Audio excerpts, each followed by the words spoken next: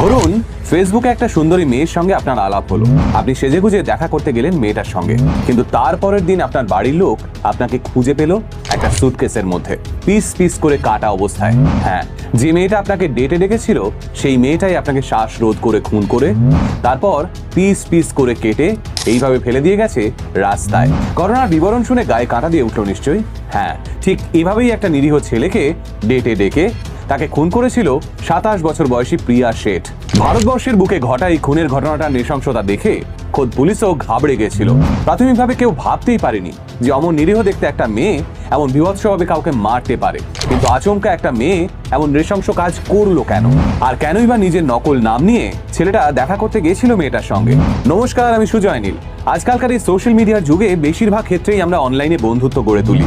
কিছুদিন তাদের সঙ্গে কথা বলার পরেই আমরা সিদ্ধান্ত নিই মুখোমুখি দেখা করার, কিন্তু আমরা ভুলে যাই যে বর্তমান সময়টা ঠিক কতটা ভয়ঙ্কর। একটা সম্পূর্ণ অচেনা অজানা মানুষকে শুধুমাত্র সোশ্যাল মিডিয়ায় দেখে আমরা তাদের বিশ্বাস করে ডেটে চলে যাই। তবে এই ডেটে যাওয়ার আগে কি আমরা আদৌ উল্টো দিকের মানুষটার ব্যাকগ্রাউন্ড চেক করি? খোঁজ নিই যে সে আদতে সুস্থ না সাইকোপ্যাথ? আমার আজকের এই ভিডিওতে আমি অনলাইন ডেটিং এর এমন একটা ভয়ঙ্কর দিক নিয়ে কথা বলবো যেটা দেখার পর আপনি বুঝতে পারবেন কেন যেখানে সেখানে যার তার সঙ্গে দেখা করা উচিত নয়। আর আমাদের বাবা মায়েরা যা বলে তা হয়তো ভালোর জন্যই বলে। তাই আর দেরি না করে চলুন জেনে নিই সেই গায়ে কাটা দেওয়া ঘটনাটার বিষয়ে। বছরের শুরুতে অর্থাৎ জানুয়ারি মাস নাগাদ টিন্ডারে একটা অ্যাকাউন্ট খুললো 28 বছর বয়সী দুষ্যন্ত শর্মা। কিন্তু সেই অনলাইন ডেটিং অ্যাপে দুষ্যন্ত নিজের নাম রাখলো ভিভান কোহলি হিসেবে, কারণ ভিভান কোহলি নামটা শুনতে বেশ ক্লাসি লাগে। এর ঠিক এক মাস পর ফেব্রুয়ারি মাস নাগাদ টিন্ডার অ্যাপের মাধ্যমে দুষ্যন্ত ওরফে ভিভানের আলাপ হলো প্রিয়া শেঠ নামের এক 27 বছর বয়সী তরুণীর সঙ্গে।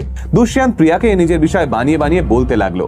সে প্রিয়াকে বলল, আমার দিল্লিতে ইম্পোর্ট এক্সপোর্টের বিজনেস রয়েছে, 3খানা দামি গাড়ি রয়েছে, মাঝে মধ্যেই আমাকে বিজনেস ডিলিং এর জন্য দুবাই যেতে হয়। কিন্তু আসল জীবনে দুষ্যন্ত ছিল জয়পুরের একটা মাইনিং কোম্পানির প্রজেক্ট ম্যানেজার। ওই কোম্পানি থেকে মাসের শেষে যা মাইনে আসতো তা দিয়েই সংসার চলতো দুষ্যন্তের। ওদিকে প্রিয়া দুষ্যন্তের বলা সমস্ত মিথ্যেগুলোকে সত্যি বলে ভাবতে আরম্ভ করলো। সে মাঝে মধ্যে দুষ্যন্তকে বলতো, তোমার কাছে হয়তো কয়েক কোটি টাকা রয়েছে, কিন্তু আমার সেই টাকার প্রতি কোনো লোভ নেই, আমার তোমাকেই ভালো লাগে। এভাবেই মাস দিনেক একটানা কথা হলো দুষ্যন্ত এবং প্রিয়ার। মে মাস নাগাদ দুজনে ঠিক করলো ওরা মুখোমুখি দেখা করবে, কিন্তু দুষ্যন্ত ঘুণাক্ষরেও টের পায়নি এই দেখাই তার জীবনের শেষ দেখা হতে চলেছে। ঠিক কি ঘটেছিল তারপর সেটাই বলবো আপনাদের।